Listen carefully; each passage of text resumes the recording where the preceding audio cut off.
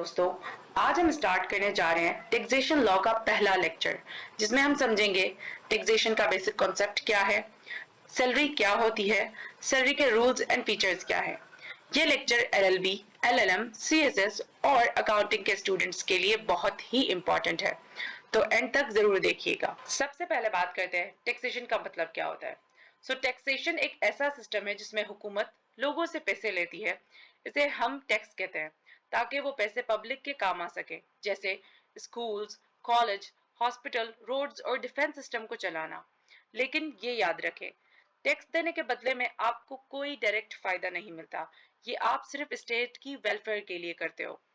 Okay, so yes, students, after discussing the intro of the text and what is the taxation is, we are moving towards our most important topics, जो कि exams के हवाले से काफी ज्यादा important है और इसको पढ़ना भी जो है वो काफी ज्यादा इम्पोर्टेंट है, विच इज सैलरी। अब सैलरी को डिस्कस करने से पहले हम जो है वो थोड़ा section 11 of income tax ordinance 2001 का ओवरव्यू ले लेते हैं। हमारे पास सेक्शन 11 जो है वो हमें हेड्स ऑफ इनकम के हवाले से बताता है कि आपकी इनकम को जो है according to the income tax ordinance 2001 section 11 5 parts में डिवाइड कर दिया गया है कि आपकी for the purpose of calculation the tax, कि आपका जो है वो टैक्स पेएबल कितना होगा और टोटल टैक्सेबल इनकम जो है वो कितनी होगी। इस वजह से आपकी इनकम जो है वो 5 हेड्स के अंदर क्लासिफाइड कर दी गई अकॉर्डिंग टू द सेक्शन 11। अब वो हमारे पास 5 हेड्स कौन से हैं? सैलरी, या तो आपकी इनकम जो है वो सैलरी से जनरेट हो सकती है, या आपकी इनकम जो है वो हाउस प्रॉपर्टी से जनरेट हो सकती है, मतलब आपकी कोई प्रॉपर्टी हो, आपने जो है वो उसको कहीं ऐसी इन्वेस्टमेंट में लगा दिया हो जिससे आपकी इनकम जनरेट हो रही हो। थर्ड हमारे पास है इनकम फ्रॉम द बिजनेस, मतलब आपने कोई बिजनेस आपका हो and being a businessman you are generating the income from that particular business, so वो भी हमारा एक हेड है according to the section 11 of this ordinance. And then हमारे पास फोर्थ है कि capital gain, when you sell some assets and gain the income from from the sale of those assets, तो उसे जो है वो हम कैपिटल गेन्स की इनकम कहते हैं। या हमारी 5 जो हमारे पास हेड है उनमें हमारी वो इनकम्स आ जाती हैं जो कि दूसरी सोर्सेज से आती है, मतलब ये जो 4 सोर्सेज हमें ऊपर बताई गई हैं, इन 4 सोर्सेज के अलावा अगर किसी दूसरी सोर्स से हमारी इनकम जनरेट हो रही है तो वो income from the other source वाले हेड में कैलकुलेट की जाएगी। अच्छा, after discussing the heads of the income, हम ये देखें कि भाई हेड्स ऑफ इनकम को जो है वो डिफरेंट कैटेगरीज में क्यों डिवाइड किया गया है, उसका पर्पस क्या है। तो उसका पर्पस हमें जो है वो मिलता है कि भाई डिफरेंट कैटेगरीज में डिवाइड करने का हेड्स ऑफ इनकम को हमारे पास ये मकसद है कि उनकी कंप्यूटेशन के जो रूल है वो डिफरेंट है। फॉर एग्जांपल, अगर किसी की इनकम जो है वो सैलरी के हेड के अंदर जनरेट हुई है, या जो है वो उसने सैलरी के हेड के अंदर इनकम जो है वो गेन की है, और उसी ने at the same time business से भी इनकम जो है वो जनरेट की है, तो अब बिजनेस के हेड के अंदर जो इनकम कैलकुलेट की जाएगी, कंप्यूट की जाएगी for the purpose of evaluating के उसके ऊपर जो है वो कितना टैक्स लगेगा, तो वो डिफरेंट रूल से जो है वो कंप्यूट की जाएगी। और अगर सैलरी के हेड के अंदर जो इनकम जनरेट हुई है हम उसको कैलकुलेट करेंगे या कंप्यूट करेंगे कि भाई इसके ऊपर जो है वो कितना टैक्स लगेगा, तो उसको जो है वो different rules and different formulas के अकॉर्डिंग जो है वो कंप्यूट किया जाता है। This is the main reason जिसकी वजह से जो है वो इनकम को हमारे पास 5 हेड्स के अंदर डिवाइड कर दिया गया है। अच्छा, एक और इम्पोर्टेंट बात, अब एक दफा जो एक इनकम जो है वो एक हेड के अंदर काउंट हो गई है, या जो है वो उसको टैक्सेबल इनकम के अंदर काउंट कर लिया गया, कंप्यूट कर लिया गया, तो वही इनकम दूसरे हेड के अंदर हमारे पास काउंट नहीं हो सकती। Income can not be computed or calculated twice for the purpose of evaluating the text। अच्छा, अब हेड्स ऑफ इनकम को डिस्कस करने के बाद हम जो है वो one of the head of income पर आ जाते हैं, जो कि सैलरी है, जो कि हमारा काफी इंपॉर्टेंट एंड क्रूशियल टॉपिक है एग्जाम के लिहाज से। बट इस टॉपिक को या इस हेड ऑफ इनकम को समझने के लिए we have to distinguish between first salary and the other heads of income. Okay, तो इसको समझने के लिए हमारे पास जो है वो सैलरी के फीचर्स है। अब हम देखते हैं कि भाई सैलरी के फीचर्स जो है वो कौन कौन से हैं। तो इसके मेन फीचर्स में जो इसका पहला फीचर है कि भाई जो आप अमाउंट रिसीव कर रहे हो, in order to consider that particular amount as a salary, आपको वो अमाउंट जो है वो अपने एम्प्लॉयर से खरीदना लेना चाहिए, या वो आपका एम्प्लॉयर प्रेजेंट हो या वो पास्ट का आपका एम्प्लॉयर हो। फॉर एग्जाम्पल अगर आप पेंशन ले रहे हो तो वो भी आपकी सैलरी के अंदर आती है। आप पेंशन आप अपने पास्ट एम्प्लॉयर से लेते हो, और आपकी फॉर एग्जाम्पल जो बेसिक सैलरी होती है, बेसिक पे होती है, वो आप अपने करंट या प्रेजेंट एम्प्लॉयर से लेते हो। तो पहला फीचर ये है कि भाई आप जो अमाउंट रिसीव कर रहे हो वो एक एम्प्लॉय अपने एम्प्लॉयर से रिसीव करे। और इसी फीचर के अंदर हमें दूसरी बात ये बताई गई है कि भाई यहाँ पर जो है वो एक रिलेशनशिप होना चाहिए between employer and the employee. अगर एम्प्लॉयर और एम्प्लॉय का रिलेशनशिप एग्जिस्ट नहीं करता और इस रिलेशन के लाइक नॉन एग्जिस्टेंस की बिना पर आप कोई जो है वो इनकम रिसीव कर रहे हो, तो उस इनकम को जो है वो सैलरी के हेड के अंदर टैक्सेबल कंसिडर नहीं किया जाएगा। उस इनकम को जो है वो दूसरे हेड के अंदर। अच्छा, उसके दूसरे फीचर के अंदर हमें ये बताया गया है कि भाई जो इनकम गवर्नमेंट पे करती है, local authority, company, public body, association और प्राइवेट एम्प्लॉयर पाकिस्तान के अंदर जो भी इनकम अपने एम्प्लॉयज को पे करते हैं वो उसको हम सैलरी के हेड के अंदर फॉल करवाएंगे, या उसको जो है वो हम as a income salary consider करेंगे। बट जो इनकम आप फॉरेन गवर्नमेंट से रिसीव कर रहे हो, for example a person is residing in Pakistan and he is working for the foreign government, अब उसकी इनकम जो है वो as a salary foreign government से जनरेट हो रही है, तो वो उस इनकम को जो है according to the section 12 of this ordinance tax नहीं किया जाएगा सैलरी के हेड के अंदर। अच्छा, उसके बाद जैसे कि मैंने आपको बताया कि भाई हमारे पास जो थर्ड फीचर है, मैंने आपको पहले ही बताया कि पेंशन जो है वो हम अपने पास्ट एम्प्लॉयर से रिसीव करते हैं, तो पेंशन भी जो है वो सैलरी के अंदर आती है। हमें यहाँ पर बताया गया है कि इनकम जो ड्यू है एम्प्लॉयर पर ड्यूरिंग या आफ्टर दी सर्विस, मतलब आपकी सर्विस के दौरान या आफ्टर दी सर्विस, तो उसको भी जो है वो हम सैलरी हेड के अंदर ही जो है वो टैक्सेबल कंसिडर करेंगे या सैलरी हेड के अंदर ही फॉल करवाएंगे। अब यहाँ पर जो है वो हमें जैसा कि बताया गया है कि भाई it means that the pension paid by the past employer to the employee after the service is included in salary.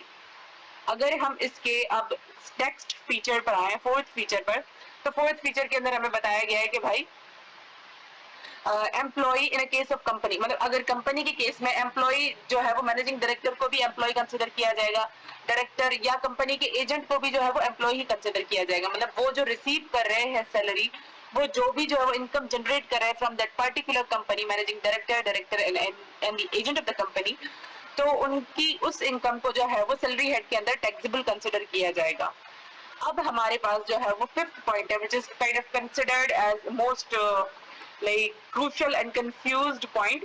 सो इसको इतना लाइक आपको दिमाग पे लेने की जरूरत नहीं है, इसको हम इजीली समझते हैं कि salary earned is taxable whether received or not. कि भाई फॉर एग्जांपल यहाँ पर हमें बताया जा रहा है कि आपने जो है वो सैलरी अर्न कर ली है बट वो आपको रिसीव नहीं हुई है, मतलब फॉर एग्जांपल आपके अकाउंट में नहीं आई है, वो इनकम जो है आपके हाथ में नहीं आई है, तो अब आपने उस टैक्स ईयर, अच्छा देयर आर सम कंसेप्ट्स जिसको समझना हमारे लिए जो जरूरी है, बहुत बेसिक कंसेप्ट है।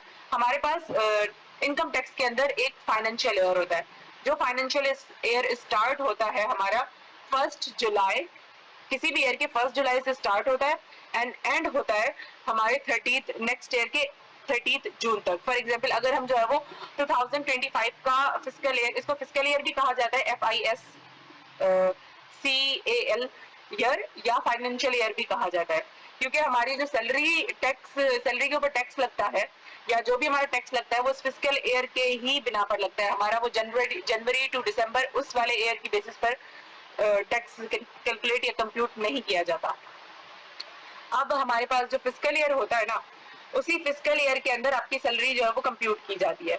फॉर एग्जांपल अगर हम 25 का जो फिस्कल ईयर काउंट करें या कंप्यूट करें तो कैसा होगा, मतलब वो कहाँ से स्टार्ट किया जाएगा, तो 2024 का 1 जुलाई से लेकर 2025 की 30 जून तक ये हमारा एक फिस्कल ईयर हो गया। अब इस पॉइंट के अंदर या इस फीचर के अंदर हमें जो बात बताई जा रही है ना, वो ये बताई जा रही है कि भाई अगर आपका इस फिस्कल ईयर के अंदर कोई भी फॉर एग्जांपल आपको बोनस रिसीव हुआ है या बोनस जो है वो आपने अर्न किया है, फॉर एग्जांपल एम्प्लॉयर ने कह दिया कि भाई इस साल का बोनस जो है वो आपका फॉर एग्जांपल 26,000 है, तो 26,000 जो आपका बोनस बना है ना, वो आपका इसी ईयर के अंदर आपको मिल गया, मतलब आपने अर्न कर लिया but you have not received yet. तो यहाँ पर हमें ये बता रहे हैं कि भाई आपने जिस साल के अंदर सैलरी अर्न की है, सही है, वो टैक्सेबल होगी उसी ईयर के अंदर, चाहे आप उसको रिसीव उसी ईयर के अंदर करो या नेक्स्ट ईयर के अंदर करो। फॉर एग्जांपल जैसा कि मैंने आपको बताया, आप उसी 2025 के फिस्कल ईयर के अंदर रिसीव करो या जो है वो 2026 के फिस्कल ईयर के अंदर रिसीव करो। बट अगर आपने वो अर्न 2025 के अंदर की है तो फिर जो है वो टैक्सेबल 2025 के लाइक टैक्स ईयर के मुताबिक ही होगी। अच्छा, अब हम जो है वो नेक्स्ट फीचर पर आ जाते हैं, क्योंकि आपको इलस्ट्रेशंस को देख के बिल्कुल भी परेशान नहीं होना। For the illustrations and the problems we have prepared a particular lecture which will be delivered by Ms. Kainat Fatma. So I'm just only here to make you understand the rules and regulations of the taxation. So अब हम next feature पर आ जाते हैं, जो कि 6th feature है। इसके अंदर हमें क्या बताया जा रहा है? Salary is received taxable whether earned or not। अब ये रूल जो है या ये फीचर जो है वो पहले वाले से सिमिलर है, बट आपको कंफ्यूज होने की बिल्कुल भी जरूरत नहीं है, क्योंकि पहले वाले में हमें बताया गया था कि भाई आपसे सैलरी अर्न कर ली है बट वो आपको मिली नहीं है, अगर वो मिले या ना मिले तब भी वो टैक्सेबल होगी उसी टैक्स ईयर के अंदर जिस ईयर के अंदर आपने अर्न किया है। और 6 फीचर के अंदर हमें बताया जा रहा है कि भाई आपने सैलरी रिसीव कर ली है, बट चाहे आप उसको अर्न करो या ना करो, बट जिस ईयर में आपने रिसीव किया ना वो उसी ईयर में टैक्सेबल होगी। अब इसकी मैं आपको एग्जांपल देती हूँ। फॉर एग्जांपल जैसे कि मैंने आपको बताया, हमारे पास 2025 का फिस्कल ईयर स्टार्ट होता है 1 जुलाई 2024 से लेकर एंड होता है 30 जून 2025 तक। ये फिस्कल ईयर हमारा एंड हो गया। अब हमारा जो नेक्स्ट फिस्कल ईयर स्टार्ट होगा ना 2026 का, वो हमारा होगा 1 जुलाई 2025 टू 30 जून 2026। सही है। अब अगर हमें जो है वो इनकम कंप्यूट करनी है, टैक्सेबल इनकम कंप्यूट करनी है 2025 की। अब क्या कहते हैं, एक पर्सन है, उसने जो है वो 2025 के पूरे फिस्कल ईयर के अंदर मतलब 1 जुलाई से लेकर 30 जून तक जो है वो सारी इनकम 12 मंथ्स की कंप्यूट कर ली। बट अब वो क्या करता है कि भाई वो 30 जून से पहले वो नेक्स्ट फिस्कल ईयर जो स्टार्ट होने वाला 2026 वाला 2025 का जुलाई, अगस्त और जो है वो सितंबर, इन 3 महीने की जो है वो पहले से ही सैलरी एडवांस ले लेता है। अब उसने वो अर्न नहीं की उस ईयर के अंदर, बट वो रिसीव कर चुका है, वो 2026 के अंदर उसने अर्न की होगी। मतलब अगर उसकी अर्न होती तो 2026 के अंदर होती ना, फिस्कल ईयर के अंदर, जुलाई 25, जुलाई 25, जुलाई 25, अगस्त 25 एंड सितंबर 25। अब उसने जो है वो अर्न 2026 के टैक्स ईयर के अंदर करनी थी, बट उसने रिसीव जो है 2025 के टैक्स ईयर के अंदर की है। तो अब यहाँ पर हमें वो बात बताई जा रही है कि भाई अगर सैलरी जो है वो आपने पहले से मतलब एडवांस सैलरी रिसीव कर ली है जो कि आपके नेक्स्ट ईयर के अंदर टैक्सेबल होनी थी, तो अगर आपने जो है वो रिसीव कर ली है तो आपकी वो उसी ईयर के अंदर टैक्सेबल होगी वेदर अर्नड और नॉट। अच्छा, अब हमारे पास जो है वो 7th फीचर है। तो 7th फीचर के अंदर बेसिकली हमें ये बताया गया है कि भाई आपके जो सैलरी के एरियर्स होंगे ना, वो जिस ईयर में आप रिसीव कर रहे हो उसी ईयर में टैक्सेबल होंगे। हाँ, अगर जब आपने उसको अर्न किया था वो उस वक्त टैक्सेबल नहीं थे। अगर उस वक्त आपने उस ईयर का उस एरियर्स का जो है वो टैक्स पे नहीं किया जिस वक्त आपने उन एरियर्स को अर्न किया था, तो आप जिस ईयर में रिसीव करोगे ना उस ईयर में आप जो है वो उसके ऊपर टैक्स भरोगे, उसके ऊपर जो है वो आपको टैक्स पे करना पड़ेगा उन एरियाज के ऊपर। अब इसको भी जो हम एक एग्जांपल से समझते हैं। फॉर एग्जांपल आपके जो प्रीवियस ईयर है 2024 का फिस्कल ईयर ले लेते हैं, जो कि जो है वो हमारे स्टार्ट हो रहा है 1 जुलाई 2023 से एंड हो रहा है 30 जून 2024 तक। ये इस फिस्कल ईयर के अंदर आपको जो है वो आपके कुछ फॉर एग्जांपल बोनस मिलता है, आपको बोनस आप अर्न करते हो लेकिन आप उसको रिसीव नहीं करते। उस बोनस को आप रिसीव करते हो 2025 के फिस्कल ईयर के अंदर, जो कि हमारा स्टार्ट हो रहा है 1 जुलाई 2024 से लेकर 30 जून 2025 तक। तो 2025 के फिस्कल ईयर में आप उसको अर्न करते हो, सॉरी रिसीव करते हो। अर्न तो आप उसको पहले ही कर चुके हो। तो जिस ईयर में आप अर्न कर रहे हो ना, अगर वो जिस ईयर में आप अर्न करे उसमें आपने उसका टैक्स पे नहीं किया, तो फिर उसका टैक्स कब पे किया जाएगा? जिस ईयर में आप उसको रिसीव करें। फॉर एग्जांपल यहाँ पर आप रिसीव करे हो 2025 के फिस्कल ईयर में, तो 2025 के फिस्कल ईयर में इसको जो है वो इसके ऊपर टैक्स लागू होगा, कंप्यूट किया जाएगा इसके ऊपर टैक्स के भाई कितना है। अब जो भी मैंने आपको थियोरेटिकली फीचर्स बताए हैं सैलरी के, उसकी आपको डेप्थ में अंडरस्टैंडिंग तब मिलेगी जब आप जो है वो इलस्ट्रेशंस को समझोगे। इसके साथ जो हमें इलस्ट्रेशंस प्रॉब्लम्स दी गई हैं उसको समझोगे। खैर, इलस्ट्रेशंस को समझने के लिए आपको जो है वो नेक्स्ट लेक्चर तक वेट करना पड़ेगा, but before that we are moving towards the scope of the salary income. तो यहाँ पर हम देखते हैं कि भाई हमारे पास सैलरी में कौन कौन सी चीजें आ जाती हैं, क्योंकि सैलरी को जैसे हम नॉर्मल डेली कन्वर्सेशन के अंदर यूज करते हैं, डेली सेंस के अंदर यूज करते हैं, वैसे इनकम टैक्स के अंदर इसको यूज नहीं किया जाता। इनकम टैक्स के अंदर सैलरी वर्ड जो है वो काफी ब्रॉडर सेंस में यूज किया जाता है।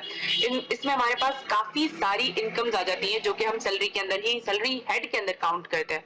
फर्स्ट हमारे पास सैलरी जो कि हम जो है वो मंथली बेसिस पर एम्प्लॉयर्स को एम्प्लॉयज को पे की जाती है। वेजेस जो कि डेली बेसिस पर एम्प्लॉयज को पे की जाती है बाय देयर एम्प्लॉयर। अब उसके बाद हमारे पास एनएटी, पेंशन एंड ग्रेट्यूटी। एनएटी हमारे पास वो सारा अमाउंट है जो कि एनुअली एम्प्लॉयर पे करता है अपने एम्प्लॉय को। पेंशन वो अमाउंट है जो कि रिटायरमेंट के बाद एम्प्लॉय को पे किया जाता है। ग्रेट्यूटी अब हमारे पास वो सारा अमाउंट है जो कि लमसम अमाउंट पे किया जाता है आपके रिटायरमेंट के वक्त बाय द एम्प्लॉयर। उसके बाद हमारे पास फीस, कमीशन और अलाउंसेस भी जो है वो सैलरी के अंदर ही आ जाते हैं। अब फीस क्या, for example you are teaching someone, सही है, और उस टीचिंग के एवज में आपको जो फीस मिलती है, जो फीस आप चार्ज करते हो, वो भी आपके सैलरी के अंदर, सैलरी हेड के अंदर ही काउंट की जाएगी। कमीशन फॉर एग्जांपल आप उसको कहते हो कि भाई मैं ये काम आपका कर दूंगा, बट इस काम से जो भी आपको मुनाफा होगा उसका इतना परसेंट मैं लूंगा, लाइक इतना परसेंट कमीशन जो है वो मुझे मिलना चाहिए, because I have also like paid a service for it. Okay, तो कमीशन भी जो है वो आपका सैलरी के अंदर आ जाता है। या अलाउंसेस, अब हमारे पास अलाउंसेस जो है वो कुछ एडिशनल बेनिफिट्स या फैसिलिटीज होती हैं जो कि एम्प्लॉयर, हमारा एम्प्लॉयर जो है वो एम्प्लॉइज को पे करता है। इसमें हमारे पास house rent allowance, conveyance allowance, ये सारी चीजें हमारे पास आ जाती है। फॉर एग्जाम्पल एम्प्लॉयर कहता है कि चलो भाई आपको जो है वो गाड़ी दी ताकि आप जो है वो जॉब पर आ सको, because you don't have the particular conveyance to come on the job. Okay, for example जो है वो हाउस रेंट अलाउंस, आपके घर नहीं है, कोई ऐसे सिटी में आपका ट्रांसफर हो चुका है जिसके पास, जहाँ जिस सिटी में आपके रहने के लिए कोई जगह नहीं है, तो फिर एम्प्लॉयर आपको क्या करता है, हाउस रेंट अलाउंस दे देता है या फ्री अकोमोडेशन ही पूरी दे देता है। कहता है कि चलो भाई मैंने तुम्हें घर ही दिया, तुम इस घर को जो है एज अ फैसिलिटी यूज करो। उसके बाद हमारे पास परक्विजिट्स, परक्विजिट्स भी जो है वो सैलरी के हेड के अंदर ही फॉल करते हैं। परक्विजिट्स हमारे पास नॉन मॉनेटरी बेनिफिट्स या फैसिलिटीज होती हैं, मतलब जो कि पैसों की सूरत में नहीं पे की जाती, तो वो भी अगर एम्प्लॉयर आपको प्रोवाइड करता है then also like they are considered as the salary under the head of the salary.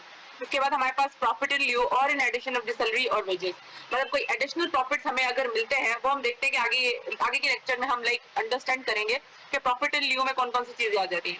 तो प्रॉफिट इन ल्यू मतलब एडिशनल प्रॉफिट्स हमें सैलरी या वेजेस के साथ जो मिल रहे होते हैं, वो भी हमारे पास सैलरी के अंदर ही काउंट होता है। अब हमारे पास सिक्स जो स्कोप के अंदर आ जाता है kind of, that is employee share scheme. मतलब जब आपको आपकी कंपनी जो है वो ऑफर करे कि एम्प्लॉय जो है वो शेयर खरीद सकता है, तो जो शेयर आप उसमें से खरीदोगे उसमें से जो भी प्रॉफिट आपको अर्न होगा, तो वो भी जो है वो आपकी सैलरी के अंदर ही काउंट होगा। तो so this was it for today, जो उसमें हमने जो है वो सीखा कि भाई टैक्स क्या होता है, टैक्सेशन लॉ जो है किस वजह से बनाया जाता है, और हेड्स ऑफ इनकम कितने होते हैं, उनको क्यों कैटेगराइज किया जाता है। सैलरी के हवाले से हमने जो है वो सैलरी हेड को काफी डेप्थ में पढ़ा। सो आज के लिए बस इतना ही। So if you like the video then do like, comment, share and subscribe. It's me signing off.